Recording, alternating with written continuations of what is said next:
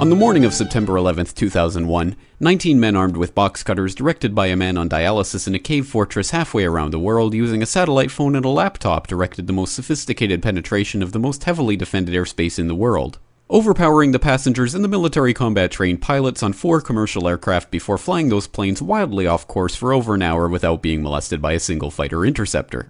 These 19 hijackers, devout religious fundamentalists who like to drink alcohol, snort cocaine, and live with pink-haired strippers, managed to knock down 3 buildings with 2 planes in New York. While in Washington, a pilot who couldn't handle a single-engine Cessna was able to fly a 757 in an 8,000-foot descending 270-degree corkscrew turn to come exactly level with the ground, hitting the Pentagon in the Budget Analyst Office, where DoD staffers were working on the mystery of the $2.3 trillion that Defense Secretary Donald Rumsfeld had announced missing from the Pentagon's coffers in a press conference the day before, on September 10th, 2001.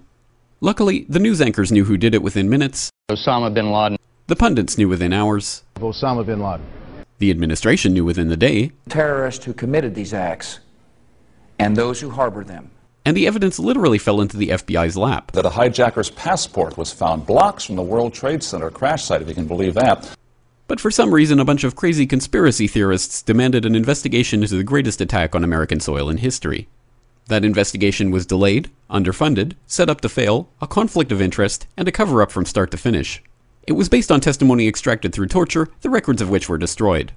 It failed to mention the existence of WTC-7, Able Danger, P-TECH, Sibel Edmonds, OBL and the CIA, and the drills of hijacked aircraft being flown into buildings that were being simulated at the precise same time that those events were actually happening. It was lied to by the Pentagon, the CIA, the Bush administration, and as for Bush and Cheney, well, no one knows what they told it because they testified in secret, off the record, not under oath, and behind closed doors. It didn't bother to look at who funded the attacks because that question is ultimately of little practical significance. Still, the 9/11 Commission did brilliantly, answering all of the questions the public had, except most of the victims' family members' questions, and pinned blame on all of the people responsible, although no one so much as lost their job, determining the attacks were failure of imagination. Because Nobody in our government, at least, and I don't think the prior government that could envision flying airplanes into buildings.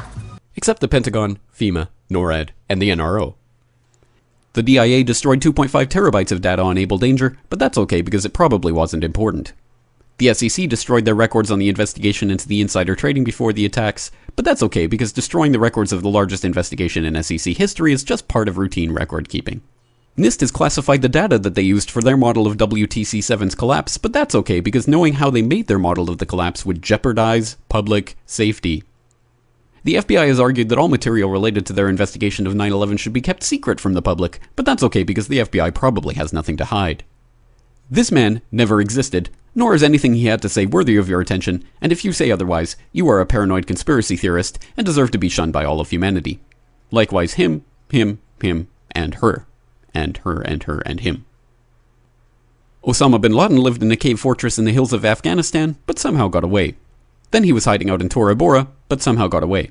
Then he lived in Abbottabad for years, taunting the most comprehensive intelligence dragnet employing the most sophisticated technology in the history of the world for a decade, releasing video after video with complete impunity and getting younger and younger as he did so, before finally being found in a daring SEAL team raid which wasn't recorded on video, in which he didn't resist or use his wife as a human shield, and in which these crack special forces operatives panicked and killed this unarmed man, supposedly the best source of intelligence about those dastardly terrorists on the entire planet. Then they dumped his body in the ocean before telling anyone about it. Then a couple dozen of that team's members died in a helicopter crash in Afghanistan. This is the story of 9/11, brought to you by the media which told you the hard truths about his head could be seen to move violently forward. And they took the babies out of the incubators. And mobile production facilities.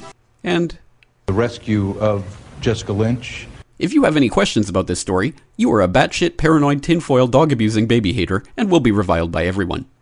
If you love your country and or freedom, happiness, rainbows, rock and roll, puppy dogs, apple pie, and your grandma, you will never ever express doubts about any part of this story to anyone. Ever. This has been a public service announcement by the Friends of the FBI, CIA, NSA, DIA, SEC, MSM, White House, NIST, and the 9/11 Commission. Because ignorance is strength.